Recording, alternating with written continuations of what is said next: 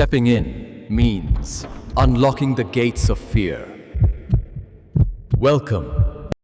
এই গল্পটা আজও গ্রামের মানুষ ভুলতে পারেনি, কারণ এটা কোনো কল্পনা নয়, সত্যি ঘটনা যা ঘটেছিল ৭ নম্বর কবর ঘরে।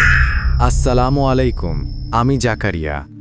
আপনি শুনছেন ভূতের বাক্স, যেখানে শব্দই হলো ভয়ের অস্ত্র। ভূতের বাক্স, দ্য গোস্ট স্টোরিসে আপনাকে স্বাগতম। এক রাতে ৩ জন কিশোর সাহস করে গেল কবরস্থানে। হাতে ছিল টর্চ আর দেশলাই। তারা চ্যালেঞ্জ নিয়েছিল যে ৭ নম্বর কবর ঘরের ভেতরে ঢুকতে পারবে সেই হবে গ্রামের সবচেয়ে সাহসী ছেলে। মাটির গন্ধ, বাতাসের শীষ আর চারদিকে কুকুরের হাহাকার, তবুও তারা এগিয়ে গেল। পায়ে হেঁটে যখন কবরস্থানে প্রবেশ করেছে তারা, ঠিক তখনই বাতাসের প্রবাহ বেড়ে গেল। তারা এসবের পাত্তা না দিয়ে ভেতরে প্রবেশ করল। কবরস্থানের দরজা একা একা বন্ধ হয়ে গেল। তখন সবাই ভয় পেতে শুরু করে। কাপা কাপা কণ্ঠে রাশেদ বলল, কেউ মনে হয় আশেপাশে ঘুরতেছে। হঠাৎ টর্চের আলোয় দেখা গেল কবর ঘরের দেয়ালে দাঁড়িয়ে আছে এক লম্বা ছায়া। কেউ হাঁটছে না, তবুও শব্দ হচ্ছে পায়ের চাপা ধাপ ধাপ ধাপ। একজন কিশোর ভয়ে কেঁপে উঠল। কে ওখানে? কিন্তু উত্তর এলো না, বরং কবরের ভিতর থেকে এক অদ্ভুত শব্দ, গলা ফাটানো চিৎকার। হঠাৎ কবর ঘরের ভেতর থেকে ফিসফিস শব্দ ভেসে এলো, রাশেদ, রাশেদ। রাশেদের শরীর ঠান্ডা হয়ে গেল, চোখ বড় বড় করে চারদিকে তাকাতে লাগলো সে, কিন্তু কেউ নেই, শুধু অন্ধকার আর কবরের গন্ধ। মিলন শুকনো মাটিতে হঠাৎ হোঁচট খেয়ে জোরে পড়ে গেল। তার হাঁটু কেটে রক্ত গড়িয়ে পড়ছে। আহ, পা, আমার পা! চিৎকার করতে লাগলো মিলন। একই মুহূর্তে সাকিল হঠাৎ পিঠে এক অদৃশ্য নখের আঁচড় অনুভব করল। তার জামা ছিঁড়ে গেল, রক্ত গড়িয়ে পড়তে শুরু করলো। সে কাঁপতে কাঁপতে চেঁচিয়ে উঠল, কে আমাকে ছুলো? চারদিক কাঁপিয়ে উঠল একসাথে কান্না আর অট্টহাসির শব্দ। হঠাৎ তাদের কানে যেন ফেটে পড়ল বিকট শব্দ। কান থেকে রক্ত ঝরতে লাগলো। তারা হাত দিয়ে কান চেপে ধরল, কিন্তু তবুও শব্দ থামল না। ভয়ের চোটে রাশেদ চেঁচিয়ে উঠল, আমাদের ছেড়ে দে, আল্লাহর নামে ছেড়ে দে। চারপাশের বাতাস ভারী হয়ে এলো, শীতল হাওয়া বইতে শুরু করলো, কিন্তু তার মধ্যে পচা মৃতদেহের গন্ধ। হঠাৎ কবর ঘরের ভেতর থেকে দেখা গেল অসংখ্য ছায়া, কেউ লম্বা, কেউ বাঁকানো, কেউ আবার মাথাহীন। সেই ছায়াগুলো ঘিরে ধরল ছেলেগুলোকে, তাদের ফিসফিস করা কণ্ঠ, তোমরা এসেছো আমাদের ঘরে, এখন আর বেরোনোর পথ নেই। মিলন কাঁপা গলায় বলল, রাশেদ, সাকিল, আমি পারবো না, আমি মরতে চাই না। সাকিল দাঁত কাঁপিয়ে বলল, চুপ করো, দৌড়াও, সবাই দৌড়াও। তারা অন্ধকারে হোঁচট খেতে খেতে দৌড়াতে লাগলো, কিন্তু যতই দৌড়ালো কবরগুলোর সারি যেন শেষ হলো না। চারদিকে শুধু হাহাকার, হাসি আর ফিসফিসানি।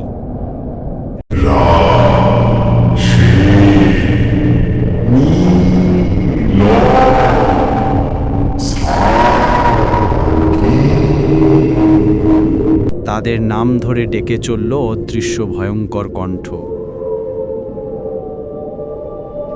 হঠাৎ সব ঠান্ডা হয়ে গেল। মিনিট খানেক পর মধ্যরাত ভৌতিক নীরবতা ভেদ করে হঠাৎই অদৃশ্য এক কণ্ঠ ৩ জনের নাম ধরে ডাকতে শুরু করল। সেই কণ্ঠ এতটাই শীতল আর ভয়ঙ্কর ছিল যে মনে হচ্ছিল তাদের আত্মা কাঁপতে কাঁপতে শরীর থেকে বের হয়ে যাবে। সাকিল আর তার বন্ধুরা দৌড়াতে লাগলো, বারবার পড়ে যাচ্ছিল, আবার উঠে প্রাণপণ ছুটছিল অন্ধকারের ভেতর। কিন্তু সেই কণ্ঠ যেন তাদের ঠিক পথ দেখিয়ে টেনে নিয়ে যাচ্ছিল, সরাসরি কবরস্থানের গভীরে। অবশেষে তারা এসে দাঁড়ালো। 7 নাম্বার কবরের সামনে। এক মুহূর্তে তিনজনই হরকে পড়ে গেল সেই খালি কবরের ভেতরে।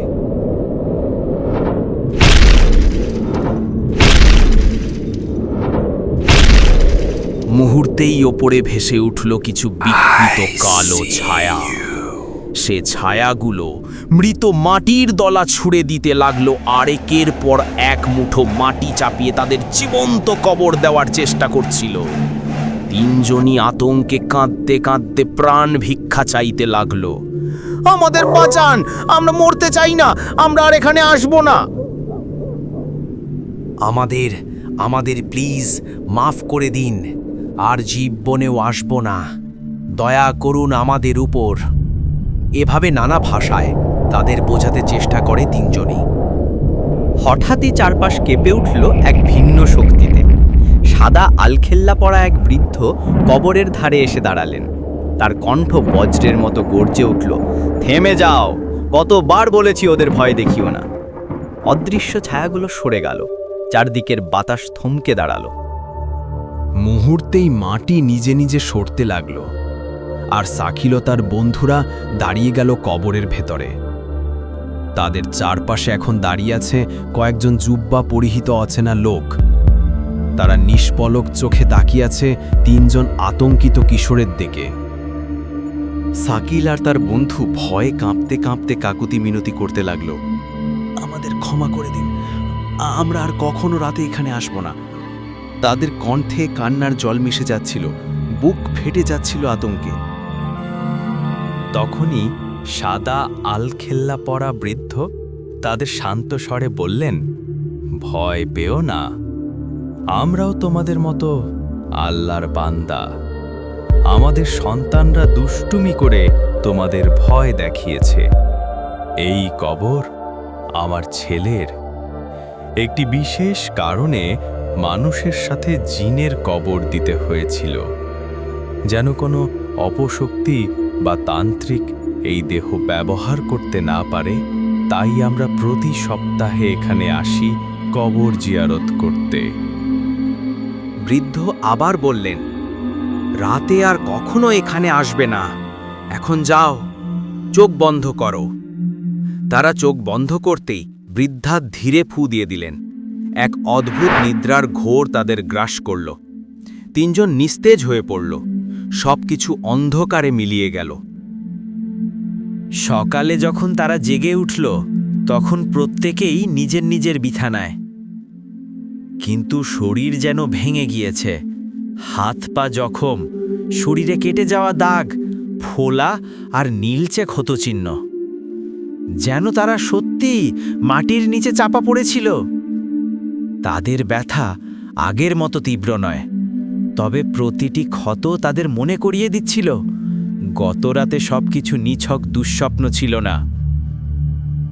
বিকেলে তারা আবার একত্রিত হলো, আর ভয়ে কাঁপতে কাঁপতে গতরাতের কথা একে অপরকে শোনালো। তাদের সবার শরীরেই একরকম চিহ্ন, একই রকম ক্ষত, একই রকম ব্যথা।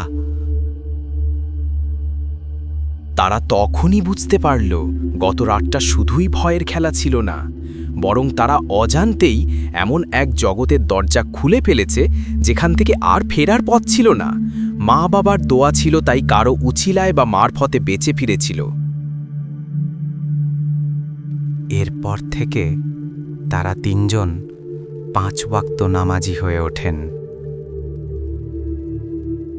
জিনের কবর, এই কাহিনীটা আপনাদের কেমন লেগেছে জানাতে কমেন্ট করুন।